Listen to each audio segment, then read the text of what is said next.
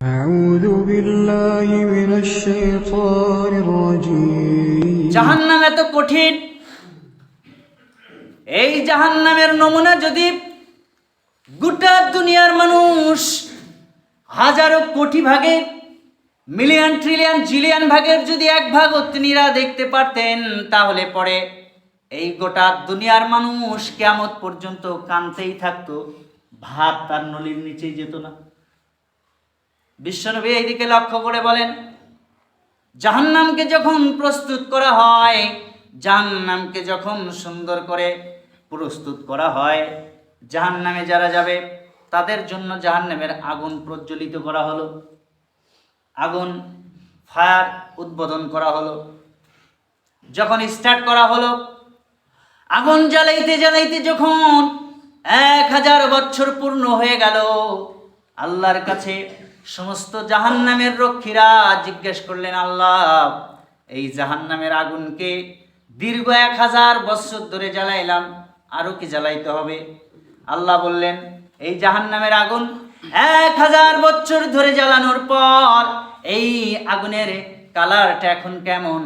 ফেরেশতারা বললেন, আগুনের কালার এখন গোল্ডেন কালার হয়ে গেছে। আল্লাহ পাক বললেন, এই গোল্ডেন কালার দিয়ে চলবে না, জাহান্নামের আগুন আবার জ্বালানো স্টার্ট করে দাও। আবার শুরু হয়ে গেল।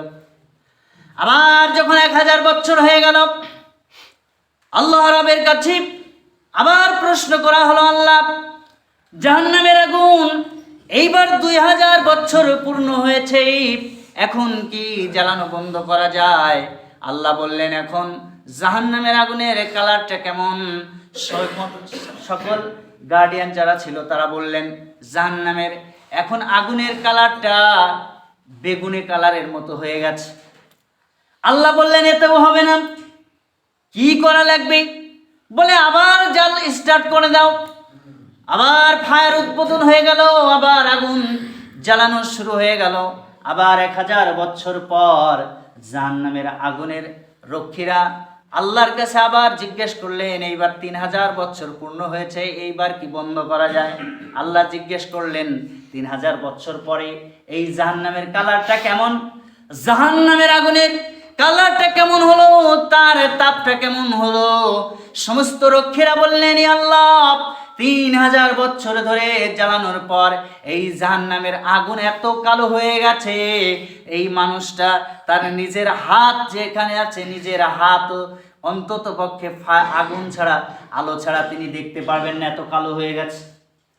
আল্লাহ বললেন, ঠিক আছে, এই আগুন প্রস্তুত করা হবে, যেই আগুনের ভিতরে পাথর আর মানুষ সেখানে থাকবে, যেই মানুষগুলি কিয়ামত পর্যন্ত, আমরণ পর্যন্ত, লাস্ট আপডেট ডে পর্যন্ত, মৃত্যু পর্যন্ত নিজের আত্মা, নিজের নাফসকে কোরআনের দিকে মনোনিবেশ করলো না, ওই লোকটা জান্নাতি না জাহান্নামী? একটু বাসায় গিয়ে ভাববেন। আপনার ইসলামিক ড্রেস পছন্দ না, কোরআনের আইন আপনার পছন্দ লাগে না, বিশ্বনবীর নীতি আপনার কাছে ভালো লাগে না, আপনি কোথায় যাবেন? এটা একটু নিয়ত করে দেখবেন। রাত্রিবেলা শুয়ে একটু গবেষণা করবেন, একটু ঘুমায়ে চিন্তা করবেন।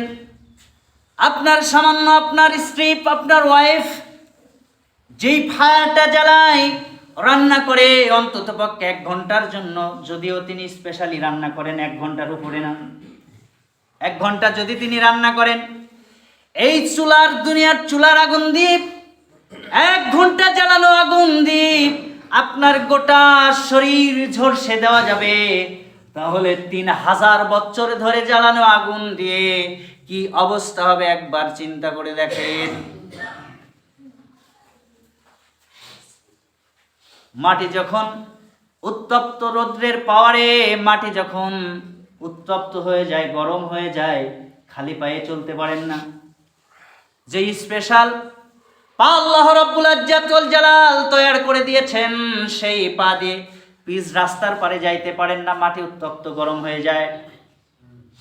এই রকম সামান্য 44 ডিগ্রি সেলসিয়াস তাপমাত্রায় যদি আপনার পৃথিবীর মাটি উত্তপ্ত গরম হয়ে যেতে পারে, 15 লক্ষ ডিগ্রি সেলসিয়াস তাপমাত্রা সূর্যলোকে আছে, আর এই 15,00,000 ডিগ্রি সেলসিয়াস তাপমাত্রা যখন আপনার মাথার উপরে চলে আসবে, আপনার জমিনটাকে তাপ দিতে শুরু করবে, তখন আপনার কি অবস্থা হবে অন্ততপক্ষে রাত্রে বেলা গিয়ে একটু ভেবে দেখবেন। ভাবার পরে চিন্তা করবেন মাঠের কপি চুরি করব কি করব না। ভাবার পরে চিন্তা করবেন আমার ফুপুর জমি আমার কাছে আছে, ফেরত দেবো কি দেব না। ভাবার পরে চিন্তা করবেন অমুক লোকের টাকা আমার কাছে আছে, আমি ফেরত দেবো কি দেব না। ভাবার পরে চিন্তা করবেন অমুক লোকের অর্থ আমার কাছে আছে, ফেরত দেবো কি দেব না। ভাবার পরে চিন্তা করবেন অমুক লোকের আমানত আমার কাছে আছে, ফেরত দেবো কি দেব না। যদি আপনার দিল অন্ততপক্ষে একটুও নাড়া দিয়ে থাকে তাহলে ফেরত দিয়ে দেবেন। লজ্জায় পড়ে গেছেন, সমাজে সম্মান হয়ে গেছে, গোপনে তার বাসায় যাবেন, রাতের অন্ধকারে গিয়ে অন্ততপক্ষে তার ঋণটা পরিশোধ করে দিবেন গোপনে। ওই ব্যক্তিকে বলবেন ভাই আমি বড় ভুল করে ফেলেছি, এই যে আপনার পাওনাটা নিয়ে নেন।